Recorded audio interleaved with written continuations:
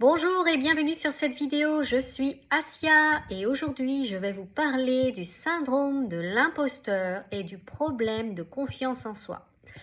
Si vous appréciez ma vidéo, n'hésitez pas à mettre un pouce et à vous abonner à ma chaîne La Voix d'Asia.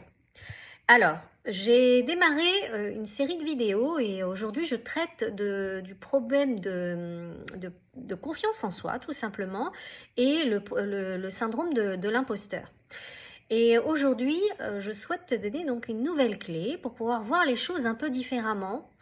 L'idée c'est de considérer que quand on vient sur Terre, quand on vient s'incarner sur Terre, on vient avec de nombreux outils. Et l'un des outils dont j'ai envie de te parler aujourd'hui, c'est le pouvoir de ton esprit. Le pouvoir de l'esprit sur la matière. Ça veut dire quoi?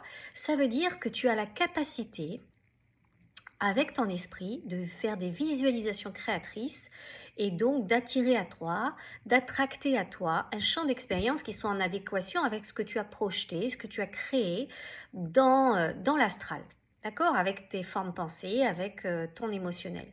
Donc l'idée, c'est que tu puisses co-créer des choses vers lesquelles tu souhaites aller. Alors tu sais, c'est quoi le rapport entre le syndrome de l'imposteur et la confiance en soi? Eh bien, moi, si j'étais vous, si j'étais toi, ce que je ferais, c'est que je me poserais juste la question de me dire, ce serait quoi un monde où je me sentirais plus à l'aise, plus en confiance? Qu'est-ce que je ferais? Comment je me comporterais? Qu'est-ce que je mangerais? Comment je m'habillerais?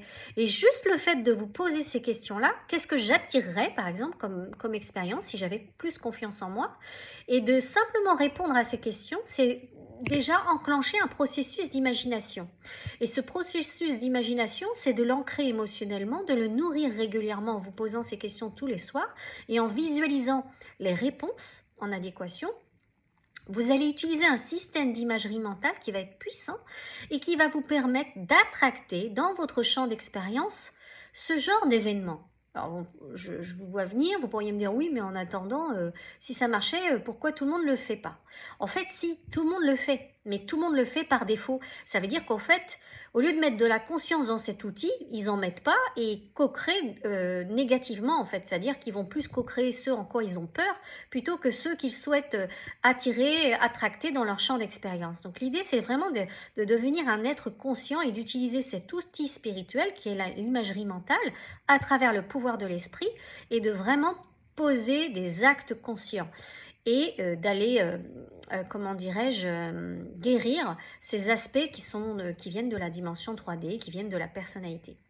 Voilà, mais j'espère que cette clé pourra t'aider concrètement. N'hésite pas à l'implémenter et puis n'hésite pas à me faire des retours via les commentaires. Voilà, je vous souhaite une bonne continuation. À très bientôt.